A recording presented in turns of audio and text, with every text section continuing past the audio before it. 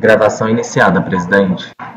Conselheiros, então, dando continuidade à nossa sessão do dia 7 de outubro, na parte da tarde, passamos agora para o processo de número 97, de relatoria do conselheiro Toselli, que é a recorrente à Fazenda Nacional, interessado é Guita, corretora de câmbio. Pode falar, conselheiro. Trata-se de recurso especial de divergência interposto pela PGFN em face do acórdão tal, qual por unanimidade deu provimento ao recurso voluntário.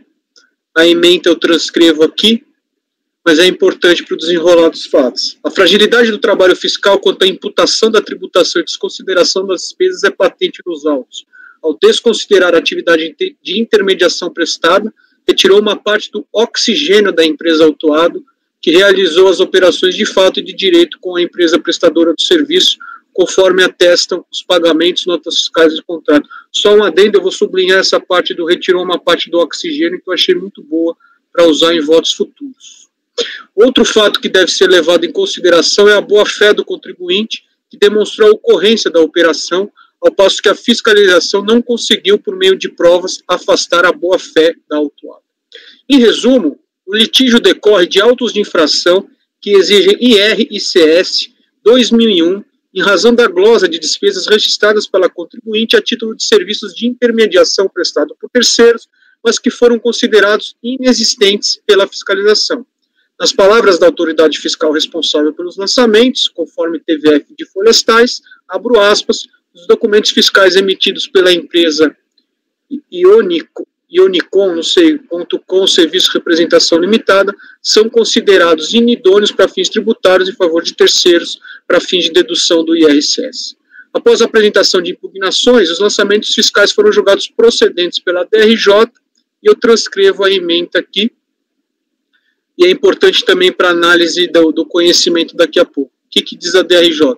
Somente são admitidas aquelas que restem devidamente comprovadas na sua efetividade, especialmente quando a fiscalização reúne provas suficientes da irregularidade dos fatos contabilmente demonstrados.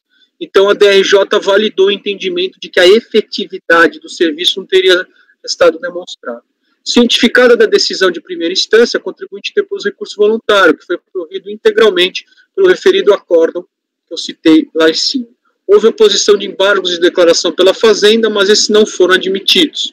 Na sequência, a PGFN interpôs o recurso especial, alegando que, abro aspas, a fiscalização do lançamento sustentou que as despesas não poderiam ser deduzidas porque a contribuinte não comprovou a efetividade da prestação de serviços e a sua necessidade. A DRJ entendeu que as despesas eram inexistentes e, por esse motivo, não seria preciso examinar os requisitos previstos no 299 do caso necessidade. Assim, não se manifestou sobre esse ponto. A turma baixa, por sua vez, concedeu provimento ao voluntário, defendendo a existência e a necessidade das despesas questionadas pelo fisco. Vejamos. Forçoso o entendimento da fiscalização no sentido de que a empresa Ionicom, não sei, não existia à época da contratação do serviço com a autuada, sendo mais forçoso ainda descaracterizar a despesa, alegando que a autuada não justificou como necessário a despesa contabilizada, considerando que a prestação de serviço apontada é exatamente a atividade meio de captação de negócio para a atividade fim da empresa Guita, sendo perfeitamente razoável acolher as despesas da prestação de serviço acima identificada como necessárias. Foi exatamente nesse ponto que a decisão a qual divergiu da jurisprudência do CARF, na medida em que outras câmaras desse Conselho entendem que a supressão de instância, quando a segunda instância aprecia a matéria que não foi anteriormente examinada pela DRJ, e aí citou aqui esse precedente. A turma qual, por outro lado, apreciou matéria que não havia sido examinada pela DRJ. Portanto, para acompanhar o entendimento do paradigma afastar a supressão de distância, a primeira turma ordinária deveria ter dado parcial provimento para reconhecer a existência e enviar os autos à DRJ para que ela se manifestasse sobre o requisito de necessidade. Tramitado feio, sobreveio o despacho de exame de admissibilidade, que deu seguimento ao recurso, sob a seguinte motivação: verifica-se que de fato o recorrido apreciou matéria sobre a qual não se manifestou a DRJ, tendo em vista que essa, por entender que as despesas eram inexistentes, deixou de examinar se as mesmas preenchiam os requisitos previstos no 299. Assim como o paradigma o entendimento no sentido de que a apreciação pelo CARF de matéria que não tenha sido apreciada caracteriza a supressão de distância, conclui-se nesse juízo de cognição sumário pela caracterização da divergência. Após cientificada, a contribuinte não se manifestou, é o relatório, presidente. Indo para o conhecimento, recurso especial e tempestivo, e aqui eu faço toda aquela introdução que vai ser meio que praxe nos meus votos de conhecimento. Então nós podemos descer ali quando eu começo nessa situação particular, cumpre observar que, do confronto entre o acórdão recorrido e o paradigma trazido pela Procuradoria, vislumbro que não restou demonstrada a similitude fática ou jurídica necessária para conhecimento do apelo. Do voto do acórdão recorrido, extrai-se que, entendo que a decisão da DJ deve ser totalmente reformada para reconhecer a legalidade e idoneidade da operação, seja em razão dos frágeis apontamentos da fiscalização, corroborados na decisão recorrida, seja entendimento à boa-fé da recorrente das provas valoradas por esse julgador trazida nos autos. Desta feita, todos os documentos acima mencionados encontram-se nos autos sendo juntados durante o procedimento de fiscalização. Nesse meio tempo, o acórdão cita diversos julgamentos, principalmente os pagamentos que foram feitos pelas empresas, além da nota fiscal, que foram considerados suficientes para comprovar a efetividade e a necessidade. Pelo histórico da empresa prestadora, apontada nos autos, a Ionicom encontrava-se ativa em 2001. Ela foi declarada inapta apenas em 2005. Ademais, a fiscalização alega que esteve no endereço da empresa autuada e constatou a existência da empresa Consultar, fazendo a apreensão de um contrato de sublocação entre esta e a prestadora do serviço com vigência em 99. Contudo, o contrato de locação firmado e a empresa relativa ao imóvel somente foi firmado em dezembro de 2002, de novo, em momento posterior aos fatos geradores desses autos. Portanto, forçoso o entendimento da fiscalização, no sentido de que a empresa não existia à época da contratação, sendo mais forçoso ainda descaracterizar as despesas, alegando que a autuada não justificou como necessária a despesa contabilizada, considerando que a prestação de serviço apontada é exatamente a atividade e meio de captação de negócios, sendo perfeitamente razoável acolher as despesas da prestação de serviços como necessárias à empresa autuada. Houve retenções, declarações DIF e recolhimento do fonte desses pagamentos, o que demonstra e confirma que a empresa autuada acreditava na licitude de suas operações. Nesses termos, parece-me que pelas 9 provas trazidas acima, como o pagamento das corretagens, a contabilização das despesas, o contrato firmado de prestação de serviços, a declaração de inaptidão apenas em 2004, são elementos que permitem esse julgador considerar como válidas as despesas. Além disso, há ainda a questão da boa-fé presumida em favor da recorrente, visto que tudo aquilo que estava a seu alcance fora feito e documentado, sendo impossível a mesma ter conhecimento de que a empresa prestadora havia entregue em 2001 declaração de inativa, até mesmo porque estamos diante de um documento sob efeito de sigilo fiscal. Se há alguém que possivelmente praticou alguma irregularidade, certamente não foi a empresa autuada, visto que contratou o serviço por meio de documentação hábil, certificou a atividade da prestadora no sítio da Receita Federal, constatando como ativo, efetuou os pagamentos através de cheque na conta da prestadora de serviço. Nesse sentido, o STJ já entendeu o 7 de repetitivo em caso singular e a boa-fé deve ser preservada e reconhecida. Minhas palavras.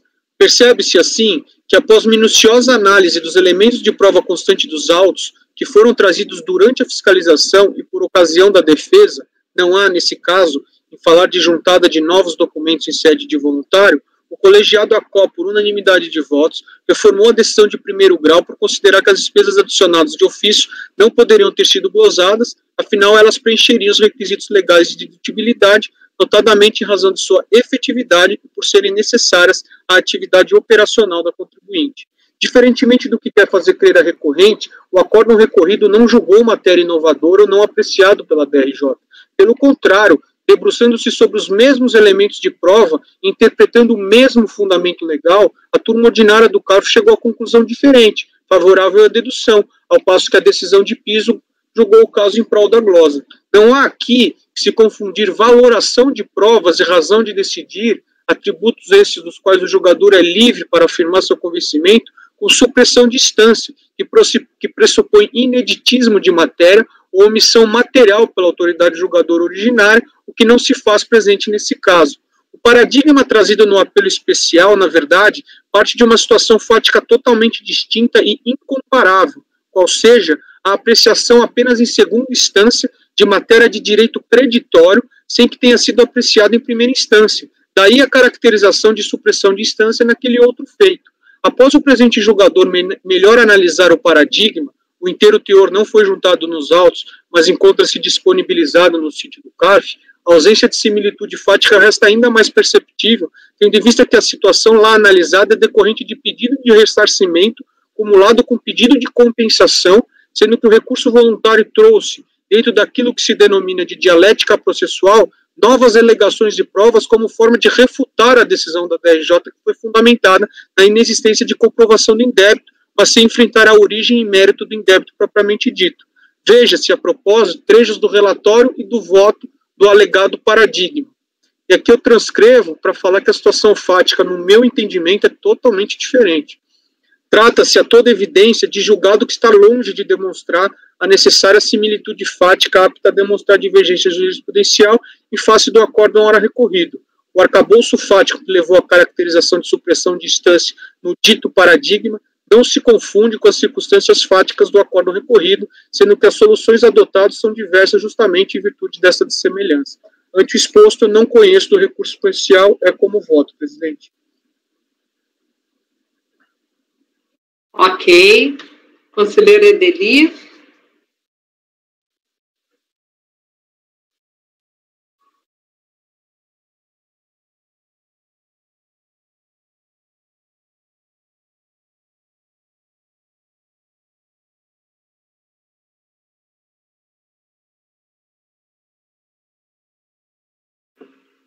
Nem demonstração analítica da divergência, né? Então, não seria nem possível, né, a demonstração de tão dessemelhantes que são os acordos comparados, né? Comecei a procurar a decisão da DRJ nos primeiros volumes, né, imaginando que ele deve ter juntado um monte de documentos depois da DRJ, né? O único documento é o recurso voluntário e a cópia da DRJ. Impressionante. E é boa essa jogadora. Oi, a jogadora da DRJ? São Paulo. Oi? A jogadora da RJ São Paulo, muito boa. Ah, sim, as duas. A Silvia e a Selene. Sim. Com o relator. Conselheira Lívia. O ônus da prova também é bem diferente, né? Sendo um processo de compensação do paradigma e aqui auto de infração. Então, é outra com o relator acompanha. Conselheira Viviane. Acompanha o relator. Conselheira Amélia. Amélia. Acompanha o relator. Conselheiro Fernando. Acompanha o relator, presidente. Conselheiro Caio. Com o relator. Eu também. Então, foi negado conhecimento por unanimidade. Agora, vamos passar ao item 57, que é uma vista que foi solicitada em março pelo doutor André. Eu quero tirar esse processo da minha vista, porque aí vamos voltar um pouquinho para o item 57. Vamos dar prioridade nele para a gente poder solucionar, tá? Vou pedir a licença para os senhores, para sair um pouquinho do... Porque geralmente eu faço na ordem, mas esse aqui, eu fico preocupada de depois não conseguir voltar nele. Então, item 57, relatoria da conselheira Viviane, recorrente Fazenda Nacional, interessada em Aro Estamparia. Então, o que aconteceu aqui? Em março, foi convertida vista para o conselheiro André, mas foi coletiva até. A relatora votou por conhecer do recurso e, no mérito, negar provimento. Nesse ponto, houve pedido de vista. Então, não houve votação, então o conselheiro Fernando, ele vota, tá? Tanto no conhecimento quanto no mérito, não tem problema. Então, conselheira, a senhora está com a palavra. E vamos, é bom até, né, revisitar, né, dado o tempo decorrido. Sim, presidente, é só que o recurso aqui é da Fazenda, o meu voto... É da Fazenda. Eu mudei o voto, eu estou dando provimento. Peraí. Ficou registrado. Aqui, ó, é da Fazenda e aqui, vista para o conselheiro André, convertida em coletiva. Negar provimento. Ah, você está dando provimento? Tem algum erro aqui? É o erro da ata, porque o ano mexeu no voto. Não estamos trocando, não, é 57. É 57. Aro. Perdemos... Eu vou ver se pode ser erro de transcrição, Viviane, porque a gente reviu a ata, tá? Eu vou verificar isso, porque de repente na hora deles colocarem para cá, pode ter dado erro, tá? Eu vou olhar a ata de março para ver Eu faço o voto aqui, de qualquer forma, é o mesmo voto, não teve alteração, a matéria é conhecida. Posso passar o voto? Pode fazer, assim, ver, porque eu não sei nem mais do que, se puder fazer um relato rápido para a gente lembrar. Aqui é o recurso da Fazenda, o acordo, então, deu provimento na parte da multa isolada, constatando que o contribuinte apurou prejuízo fiscal no final do exercício e aplicou tributação, então, extinguiu, né, não poderia ser exigida a multa isolada quanto à ausência de pagamento de estimativa de RPJ de contribuição social. Então, afastou a multa isolada. O auto de infração foi esse, 2004, algumas declarações de compensação contendo indicação de crédito. Porque tem duas matérias, tá? Talvez tenha sido isso por causa da vista. Foram lavrados, então, em razão imputadas multas isoladas, o contribuinte em razão da apresentação no calendário de algumas declarações de DECOMPS contendo indicação de créditos indevidos, e também multas isoladas pelo não recolhimento das estimativas de RPJ de contribuição social relativo a alguns meses de 2003. Então, a DRJ considerou o precedente, a impugnação, o contribuinte apresentou o recurso, foi dado provimento por maioria,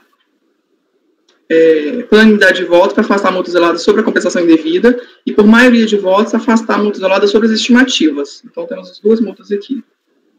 Aí, no recurso da PGFN, relata, então, que o acordo recorrido teria concluído, que apura o prejuízo fiscal no exercício e cancelado a cobrança da multa isolada, critério de razoabilidade. Então, ele apresenta recurso em face dessa matéria, apresenta os paradigmas, eu retranscrevo a ementa, né, multa isolada, estimativa, em face do prejuízo, recolhimento e RPJ sobre base de cálculo estimada. Então, defende que é a posição contrária. Traz alegações que devem ser consideradas, né, artigo 2º da 9430, que é aquela tese da multa, a mesma lei, né, estipulou o artigo 44, a multa de ofício exigida isoladamente. É expresso no sentido de que, mesmo apurado o prejuízo fiscal base de cálculo negativo, então, ao final do ano, calendário correspondente. Então, não teria restringido a aplicação da multa efetuada lançada antes do final do exercício. Então, em 97 do CTN, somente a lei pode dispor sobre dispensa e requer, então, seja conhecido e provido o recurso. Foi dado seguimento ao recurso da FGFN, admitida a aprovação, após confrontar a decisão recorrida com os dois acordos paradigmas, e o contribuinte apresentou contrarrazões, alegando que o recurso fazendário não pode ser conhecido, defendeu apenas o cabimento do lançamento da multa isolada por falta de recolhimento de RPJ sobre base estimada, independente da apuração do prejuízo, do tributável no período, sem enfrentar o segundo fundamento do acórdão, que seria não ter que prosperar a multa isolada de 50% para os débitos que estavam declarados e confessados ao fisco.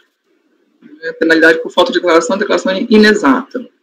Então, diante disso, o recurso seria inébito. E ele pede, então, não seja conhecido, caso conhecido, seja provido. Aqui, então, tem a questão do conhecimento. Como eu alertei, são duas matérias. O contribuinte se insurge, defende que o recurso seria inébito, porque não teria atacado a questão seria insuficiente para provocar a reforma do acordo recorrido, ainda que a tese defendida pela Fazenda fosse acatada pela Câmara Superior. Ocorre que essa arguição não tem sustentação, porque o acordo recorrido, de fato, trata das duas matérias isoladas separadamente. São duas multas, né? Compensação indevida e multa isolada por falso cumprimento estimativo. Então, já destaquei aqui no relatório a questão da decisão, de unanimidade, afastar a multa isolada sobre compensação indevida. Não houve recurso, nossa parte, então, ficou decidido definitivamente. O recurso aqui se trata, então, da segunda matéria, multa isolada sobre estimativos. Então, esse provimento, então, do recurso foi nesse sentido. Quando o contribuinte apura, o voto vencedor prevaleceu, então, o entendimento que não deve ser penalizado com a multa isolada, o contribuinte que, mesmo tendo declarado, tem determinado ao longo do ano, sem realizar respectivos recolhimentos, vem apurar prejuízo fiscal ou base de cálculo negativo ao final do ano. Não deve ser penalizado. Transcrevi o trecho aqui do voto. Nesse sentido, então, foi a ementa como o único fundamento utilizado para dar provimento ao recurso voluntário nessa parte relativa à multa isolada por não recolhimento. Então, nesse sentido, exatamente a matéria que surgiu, a PGFN, os paradigmas apreciam situações absolutamente semelhantes, sustentando o entendimento contrário, que trago as emendas, inclusive o voto vencedor aqui do segundo paradigma, para deixar bem evidente que a mesma tese, multas isoladas estimativas não pagas, então tendo sido apurada em face de falta de recolhimento de estimativa, que descabido o argumento de que não caberia, só se aplica para o período não encerrado, né? Então, o PGFN se insurge contra uma parte da decisão recorrida, que foi justamente essa parte, o seu recurso especial é suficiente para provocar a reforma da decisão nessa matéria. No que tange a outra matéria, ela é definitiva, então, nesses termos, eu reconheço a afasta preliminar votada pelo contribuinte e conheço o recurso nos termos que ele foi admitido. Então, essa parte do conhecimento, não sei se alguém quer fazer alguma coisa, eu posso passar o mérito. Também pode fazer. Eu acho que o mérito é matéria conhecida, né, a questão da Lei 430, que lá no calendário 2003, artigo 44, parágrafo 1º, inciso 4, isoladamente, cabe a multa, incide a multa isolada, ainda que tenha apurado prejuízo fiscal, base de cálculo negativo para a contribuição sobre o lucro líquido no ano calendário correspondente, né. Então, teve as alterações, mas permanece essa regra. A leitura que eu faço é exatamente literal, aqui mantendo, trago a jurisprudência dessa turma, cito que no decorrer do ano calendário total já recolhido, excedia, calculado com... A previsão legal se aplica na situação... o contribuinte poderia, então... aquela questão da suspensão, né, trago aqui com base da fundamentação, que ele poderia ter apresentado os balancetes, que não é o caso, que no caso o contribuinte não realizou recolhimentos estimativos nos meses de julho a dezembro de 2003 e apurou, após o encerramento do respectivo ano calendário, prejuízo fiscal, base negativa, contribuição social, ou seja, não há que se falar em insuficiência de recolhimentos já realizados, então, que seria, em termos do artigo 230, possibilitaria a suspensão. Não é o caso. A situação aqui é exatamente aquela do inciso 4º, né? Então, essa turma já decidiu esses termos, cito precedente, 9101003353, relatoria do conselheiro presidente Adriana Gomes Rego, e, nesse sentido, concluo que não há óbice a aplicação da multa isolada para os recolhimentos estimativos, referente ao ano calendário 2003, então, merecendo reforma, o acordo recorrido quanto ao tema, então, nesses termos, dou o provimento ao recurso da Fazenda. Ok, conselheira Adeli. Com a relatora, o acordo recorrido excluiu as duas multas, mas o recurso especial da Procuradoria, o pedido é só o restabelecimento da multa isolada, por falta de recolhimento estimativa. Então, concordo com o conhecimento e com o mérito, posição já conhecida. Ok, conselheira Lívia. Pelo que eu consegui rememorar aqui, o André pediu vista, porque por essa alegação de fundamento inatacado. O acórdão recorrido tem uma parte lá, a parte final, né? Por fim, entendo que também não tem como prosperar a multa de 50%, cujos débitos estavam declarados e confessados, sendo cabível a exigência apenas de multa de mora. Então, eu não consegui acompanhar a parte, porque eu estava lendo o mérito, porque já se passou do mérito, do voto da relatora com relação a essa parte, por que foi rejeitado isso, mas a princípio, eu tendo ou eu tenho tempo para ler o voto, para ver se isso foi rebatido, mas eu tendo a votar com base no meu entendimento lá de março, que eu tinha anotado aqui, que é por acatar essa alegação de fundamento inatacado, sim, então não conhecer do recurso. Então, a princípio, eu abro divergência, a não sei que tenhamos debates aqui que me convençam do contrário, mas, se não, eu mantenho o de março, conforme eu li março, porque eu não tive tempo de ler agora de novo.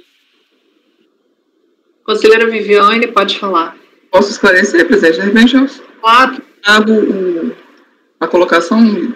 Pode. Eu acho que a situação aqui, que o contribuinte, parece que ele mistura as fundamentação, né? Então, ele alega que a PGFN defendeu apenas o cabimento do lançamento da multa isolada por falta de recolhimento de RPJ sobre base estimada, independente de apuração do lucro tributável no período base, sem enfrentar o segundo fundamento do acordo, que deu provimento ao recurso voluntário. É justamente o que eu coloquei. Que deu provimento ao voluntário, segundo o qual não tem como prosperar a multa isolada de 50%, pois os débitos estavam declarados e confessados ao fisco, sendo cabível na incidência da multa de mora e não na multa do artigo 44, se o segundo, além B, não, da Lei 9.430. Então, penalidade por falta de declaração e declaração inexata, que não é o caso dos autos. Então, essa parte, por fim, não está sendo contestada no recurso, é isso? Não está em julgamento aqui? Essa parte da multa isolada por declaração inexata não é objeto do recurso. O recurso é apenas da multa isolada por falta de recolhimento. Você lê o recurso, vai ver lá exatamente isso.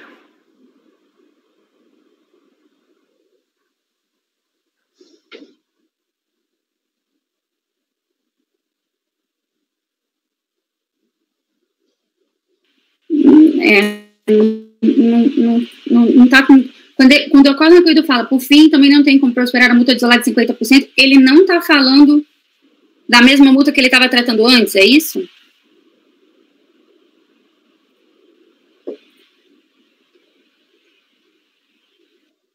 Pode falar, conselheira Deli. Eu entendo que, como tinha aqui a situação das duas infrações, né, tinha a multa isolada por compensação não declarada, esses débitos que eram objetos da DECOMP, que foi considerada não declarada,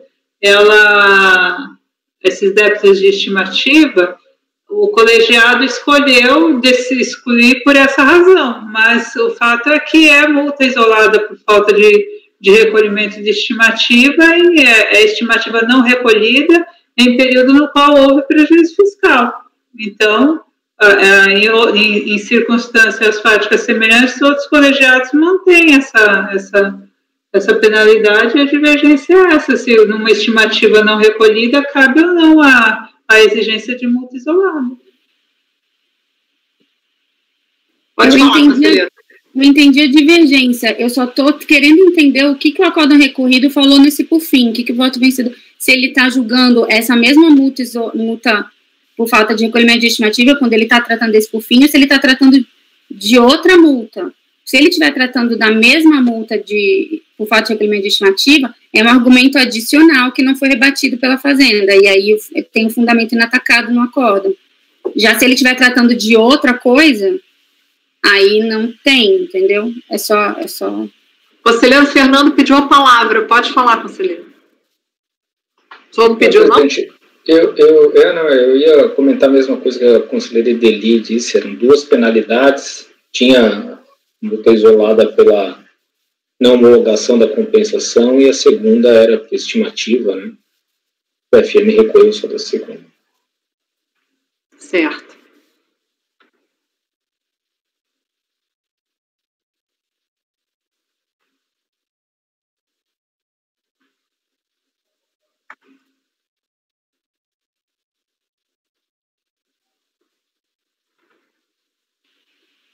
Tá, e a PFN instrui-se apenas contra uma parte da decisão recorrida, e nessa parte acompanha a relatora no conhecimento. Estão votando mérito já também? Já. No mérito posição conhecida, acompanha a relatora e integralmente, não tem nada ali no voto que eu falaria diferente. Acompanha a relatora e diverge do conhecimento, não? Não, integralmente. Não, acompanhou. Eu acabei de conseguir ler aqui no final. Ela fala, surge-se apenas como uma parte da decisão recorrida. Nessa parte, está contraditada. Concordo, ela não recorreu da decisão inteira. Então, eu estou entendendo, a decisão recorrida tem dois fundamentos para duas coisas diferentes. Então, ela recorreu de uma parte. Não é fundamento inatacado, acabei de conseguir entender isso. Então, com a relatora. Ok, conselheira Amélia. No conhecimento acompanho a relatora e no mérito abro a divergência. Ok. Conselheiro Fernando. Integralmente com a relatora. Conselheiro Tozelli. Eu acompanho a divergência. Conselheiro Caio. Eu acompanho a divergência como em outras oportunidades. Eu acompanho a relatora, então foi conhecido por unanimidade e dar provimento por maioria vencidos Amélia, Tozelli e Caio, certo?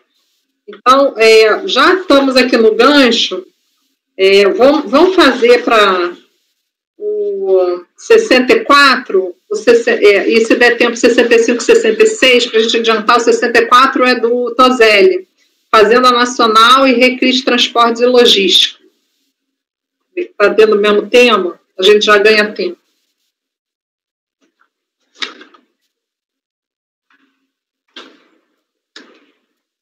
Depois, se der tempo, passa para 72. Quando estiver pronto, pode ir, conselheiro. Posso ir? 64, Recris. Trata-se de recurso especial interposto pela PGFN, face da decisão proferida no acórdão tal, na parte em que, por maioria de votos, o colegiado afastou a qualificação da multa, reduzindo-a de 150 para 75. Essa parte do deciso foi assim emendada. A falta de declaração, a prestação de declaração inexata por si só, não autoriza o agravamento da multa, que somente se justifica quando presente o evidente intuito de fraude, caracterizado pelo dolo específico. Em resumo, o litígio é decorrente de auto-infração que exige em RPJ reflexo por arbitramento referentes aos anos calendário 2001, 2000 e 2003, após exclusão do contribuinte do Simples Nacional. Eu fiz questão de colocar aqui porque eu sei que isso é importante para alguns conselheiros, em razão da identificação de omissão de receita apurada em fase de depósito bancário acreditado nas contas da empresa. De acordo com o relatório de atividade fiscal, a fiscalização foi intimada já no tribunal a apresentar os extratos de todas as contas correntes. A partir dos extratos apresentados, foram elaborados demonstrantes contendo a consolidação dos ingressos mensais nas contas, não tendo sido considerados aqueles claramente não representativos de novos recursos, tais como estornos, transferências e devoluções de cheques. Depois que a fiscalização efetuou o cotejo, valores declarados à Secretaria da Receita Federal simples com o faturamento da empresa e aqueles ingressados nas contas, notou significativas diferentes, sendo esses últimos muito superiores ao primeiro. E aí, o que o fiscal fez nesse caso? A natureza de parte dos valores foi determinada como receita da própria empresa, com base nos extratos da carteira de duplicatas em cobrança, cujos pagamentos foram creditados em conta corrente com histórico cobrança de duplicatas e cobrança operação comercial no Banco do Brasil e Bradesco. O contribuinte apresentou o extrato das operações de desconto de duplicados fornecido pelos bancos, quais indicam valores correspondentes aos créditos de conta corrente, comprovando assim a natureza daqueles valores como receita da própria empresa. O restante também foi considerado como receita, mas por presunção. Os valores apurados em cotejo com a receita declarada à Secretaria da Receita Federal demonstram a existência de expressivos valores de receita omitida, conforme quadro abaixo. Em razão da não apresentação do livro caixa ou alternativamente da escrituração, teve o arbitramento. Foram também apurados reflexos nos demais tributos. Do agravamento da multa, aqui ele quadra a prática reiterada, né, como fraude.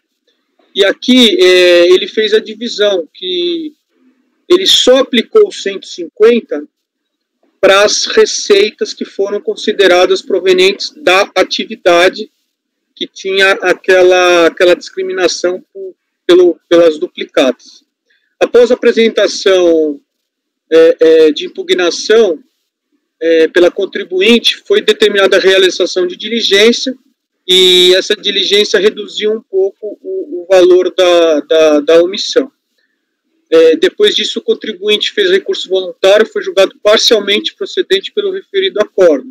Não se conformando acerca da redução da multa, a Fazenda Nacional recorreu a esta colenda da Câmara, ainda sob a égide da Portaria 147/2007, recurso que foi admitido pelo despacho de folhas tais, e está aqui a motivação. O contribuinte ofereceu contra-razões, pugnando pela improcedência das razões recursais, consequente manutenção do acordo. Conhecimento eu conheço, com base no próprio despacho decisório. Aqui a gente está vendo que essas questões vão ser recorrentes aqui, e vamos ao mérito. A fiscalização qualificou a multa de 75 para 150 sob a premissa de que a sucessiva omissão de receitas significativas de sua própria atividade revelaria evidente intuito de fraude, ensejando assim a duplicação da penalidade.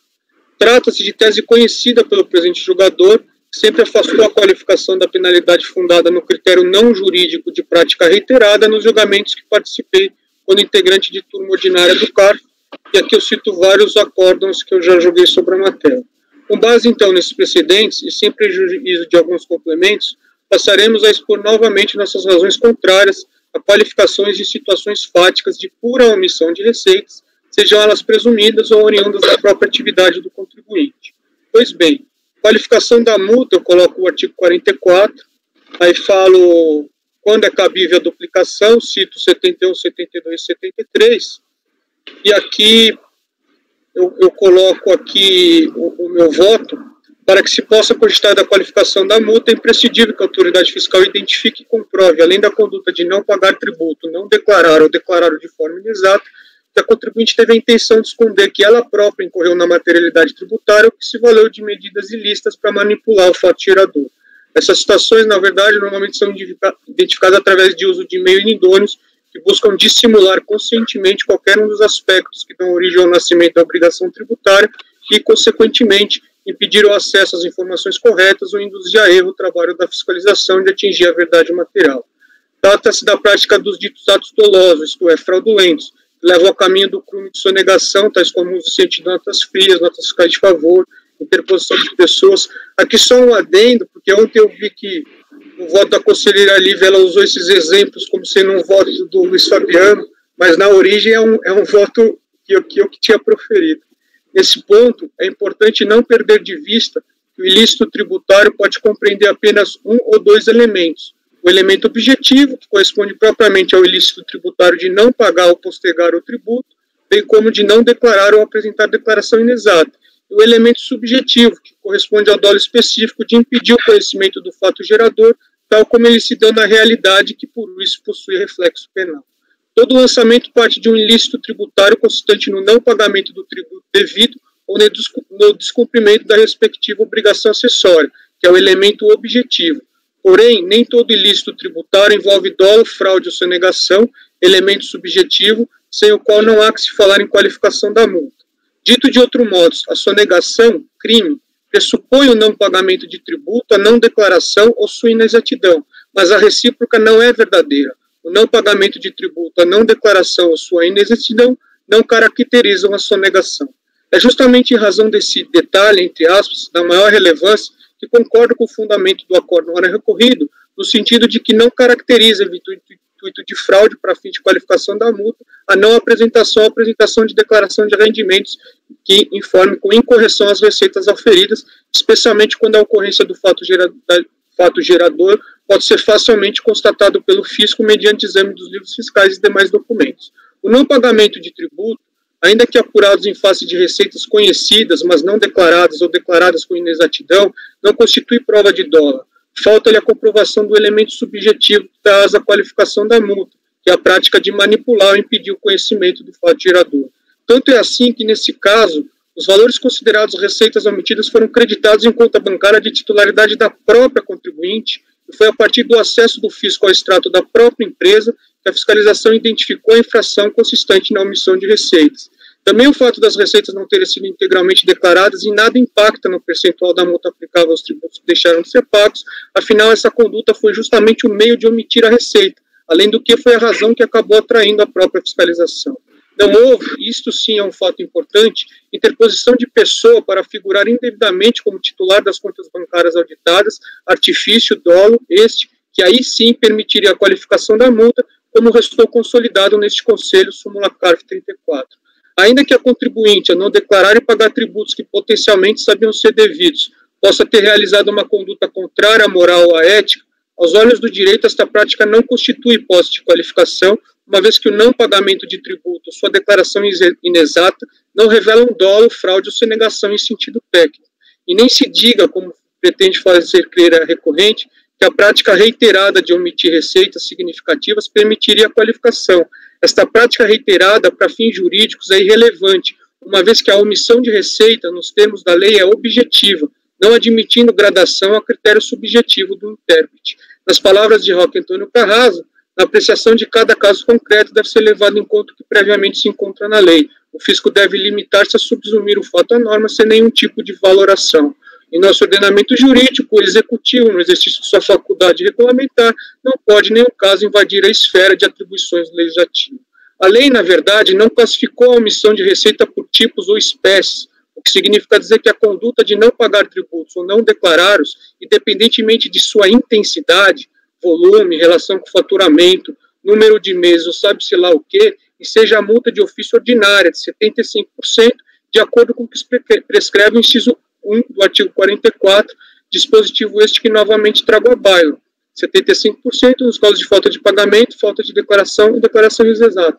Especificamente sobre o conceito de declaração inexata, deve o aplicador vincular-se ao que foi prescrito pelo legislador no artigo 841.3 do RIR, que fala exatamente que declaração inexata considera-se como tal a que contiver ou omitir, inclusive em relação a incentivo fiscal, qualquer elemento que implique redução do imposto a pagar ou restituição indevida. Ora, o não pagamento ou a falta ou inexatidão de declaração, que é exatamente o que ocorreu, são hipóteses tipificadas no direito tributário que atraem a aplicação da multa de 75 em face de disposição legal expressa, prejudicando, portanto, a sua qualificação. Por mais preconceito que se possa ter do volume de receita que foi omitido, sua origem ou por quanto tempo o contribuinte apresentou declaração inexata ou não declarou, o fato é que essas condutas são insuficientes, aos olhos da própria lei de regência, para exigir a onerosa multa de ofício de 150. Como diria Eros Grau, vamos à faculdade de Direito aprender Direito, não Justiça. Justiça é como religião, a filosofia, a história. Pelo exposto, conheço do recurso especial e no mérito, nego-lhe provimento, é como voto, presidente. O tema é conhecido, mas acho que é o primeiro voto que eu estou apresentando. Prometo que nos próximos eu vou fazer o poder da síntese. Passo a palavra à presidente. Ok, conselheira Edeli, como vota?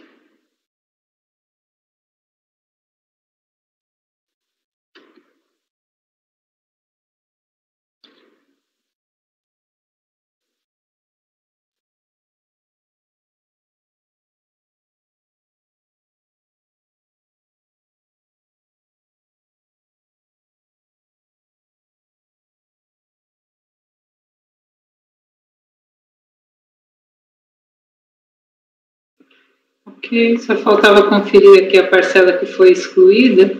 A fiscalização se debruçou sobre a movimentação financeira da contribuinte por 3 anos calendário, contribuinte optante pelo Simples, identificou que os depósitos representativos de cobrança correspondiam a 4 vezes a receita declarada, e sobre esses créditos decorrentes de cobrança de duplicatas, aplicou a multa qualificada.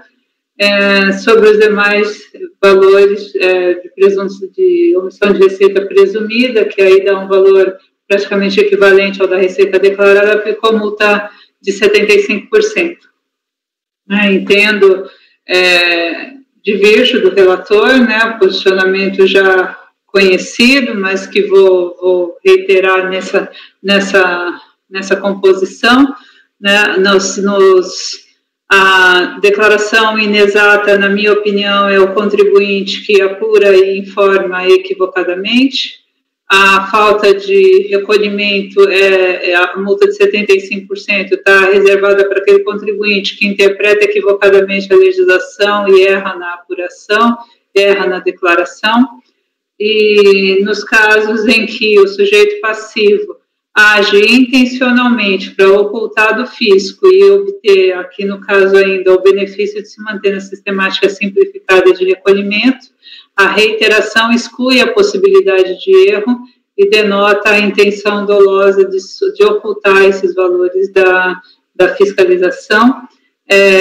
Entendo que não há necessidade de prova direta do dolo, porque especialmente me filio à doutrina da Maria Rita Ferragutti, que especialmente nos casos de dolo a prova direta é praticamente impossível, e presunção é prova como qualquer outro meio, imperativo nessas circunstâncias.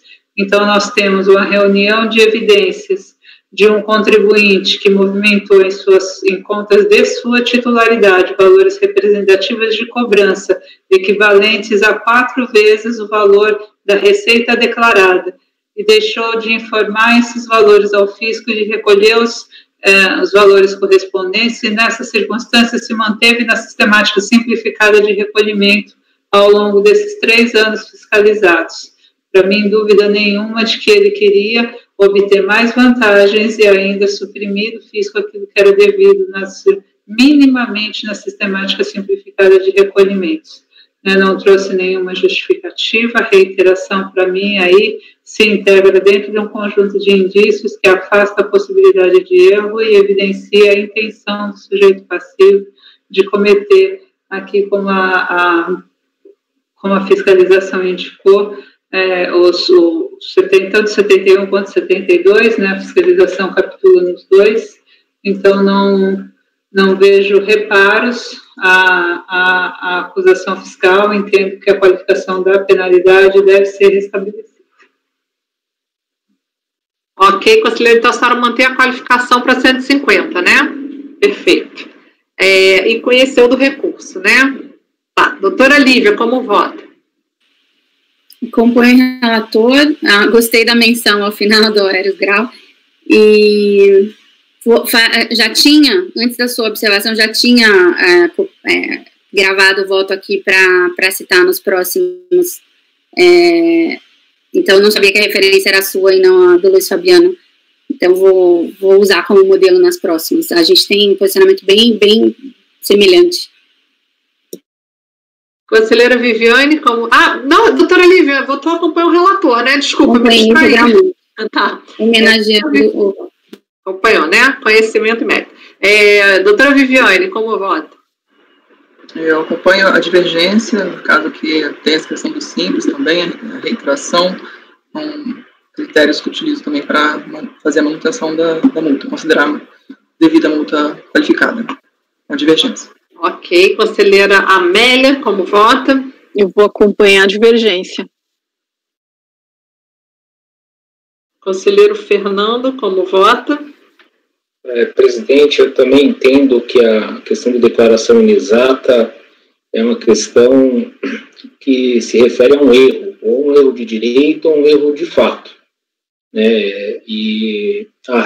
Aqui o volume e o período em que a gente viu provas praticamente diretas de omissão de receita, praticamente inviabiliza a gente achar que isso daqui se tratou de um erro, né?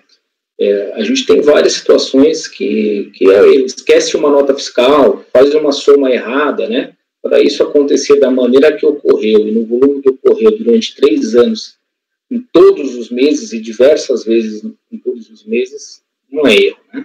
Então eu também voto com a divergência. Conselheiro Caio, como vota? Presidente, a matéria foi abordada ontem, no voto de minha relatoria, então eu, apesar de explorar de forma diversa, eu acho que não precisa ir pelas conclusões, não. Eu acompanho o relator e discordo diametralmente do que o Fernando apresentou. Ok, eu acompanho a divergência, então foi conhecido por unanimidade e negado provimento por maioria. Vencidos, Lívia, Dado. Ai, meu Deus do céu. Peraí, deixa eu voltar aqui. Sim, ele negou provimento. Perfeito. Dado provimento por maioria, vencidos Lívia, Toselli e Caio. Tá. Ok, que negaram provimento. Perfeito. Tudo certo? Fabimar, pois não. Voto vencedor. Só um minutinho, deixa eu só... voto vencedor, eu posso fazer, não tem problema, eu tenho pronto. Tranquilo. André. Pode falar, Fabimar. Presidente, a gente pode encerrar agora? Claro, desculpa.